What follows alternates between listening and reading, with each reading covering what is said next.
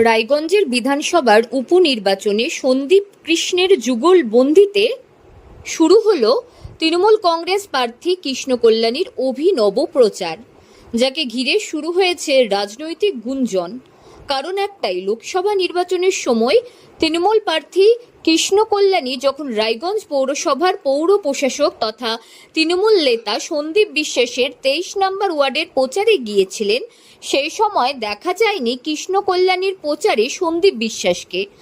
আজ বিধানসভা উপনির্বাচনে যখন তৃণমূল প্রার্থী কৃষ্ণ কল্যাণী সেই 23 নম্বর ওয়ার্ডে গিয়ে প্রচার শুরু করেন, তখন দেখা যায় সন্দীপ বিশ্বাসকে এগিয়ে আসতে কৃষ্ণ কল্যাণীর পাশে। আজকে আপনার কর্মসূচি কি? আজকে আমি রায়গঞ্জ মিউনিসিপ্যালিটির এক্স চেয়ারম্যান, রায়গঞ্জের 1 নম্বর নাগরিক তথা এখন রায়গঞ্জ পৌরসভার প্রশাসক মাননীয় সন্দীপ বিশ্বাসের 23 নম্বর ওয়ার্ড থেকে আজকে আমরা দেওয়াল লেখন চালু করলাম। আজ থেকেই আমাদের প্রচারের ডঙ্কা বেজে গিয়েছে। এখন আজকে আমরা শহরের বিভিন্ন অঞ্চলে প্রচার চালাবো। তাছাড়া আমাদের বাহির অঞ্চলে আজকে কর্মী মিটিংও রয়েছে। কার্যত আজ থেকে আমরা নিজেদের প্রচার সর্বশক্তি নিয়ে আমরা এগোচ্ছি।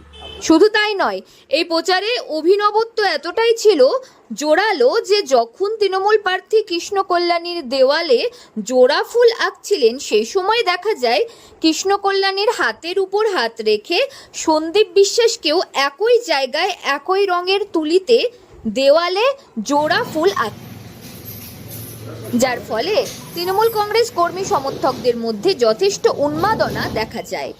সকলকে বলতে শোনা যায়, এইভাবে ঐক্যবদ্ধভাবে যদি মাঠে ময়দানে নেমে একসাথে কাজ করা যায়, তাহলে কোনো শক্তি এবার বিধানসভার উপনির্বাচনে তৃণমূলের জয়কে আটকাতে পারবে না। আজ কৃষ্ণ কল্যাণী রায়গঞ্জের 23 নম্বর ওয়ার্ড থেকে শুরু করে দিলেন বিধানসভা উপনির্বাচনে তার প্রচার। এদিন দেওয়াল লিখনের পাশাপাশি তৃণমূল কংগ্রেস প্রার্থীকে দেখা যায় পৌর প্রশাসক তথা সন্দীপ বিশ্বাসকে সঙ্গে নিয়ে মন্দিরে গিয়ে পূজা দিতেও। পূজা দেওয়ার পর লোকসভা নির্বাচনের মতো করেই প্রচার করতে দেখা গেল তৃণমূল কংগ্রেসের প্রার্থীকে সাধারণ মানুষের সামনে। বিপরীতে মানস ঘোষকে প্রতিপক্ষ কতটা মনে করছে? আমি তো আগেই বলেছিলাম যে এখানে বিজেপি শুভেন্দু অধিকারীর স্নেহধন্য প্রার্থীকে বেছে নিয়ে চয়ন করে প্রার্থী করবেন। আমার কথাটাই বাস্তবায়িত হয়েছে। আজকে আপনারা যেমন জানেন, শুভেন্দু অধিকারী এই দুর্ভাগ্যবশত 2017 সাল থেকে তখন উনি তৃণমূল কংগ্রেসে ছিলেন, আর তৃণমূল কংগ্রেসের এই জেলার অবজারভার ছিলেন। মানে লুটপাটের রাজনীতি রায়গঞ্জকে উনি দেখিয়েছেন।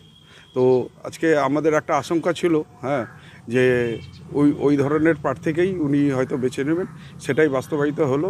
তবে আজকে সমগ্র রায়গঞ্জবাসী যে হিসাবে তৃণমূল কংগ্রেসের প্রতি আস্থা রেখে যে হিসাবে উৎসাহ জাহির করতেছেন, তাতে আগামী দিনে এই উপনির্বাচনে তৃণমূল কংগ্রেস অনেক ভালো ফল করবে। দেখা যাচ্ছে বিজেপি তৃণমূল কংগ্রেস প্রার্থী কৃষ্ণ কল্যাণী আরও বলেন, রাজ্য সরকারের হাত ধরে যেভাবে রায়গঞ্জে উন্নয়ন হয়েছে, সেই উন্নয়নের মাথায় রেখে সাধারণ মানুষ ইভিএমে তার মতামত প্রকাশ করবে, এটাই তার বিশ্বাস। উত্তর দিনাজপুর থেকে পিয়া গুপ্তার রিপোর্ট, লোকাল 18 বাংলা।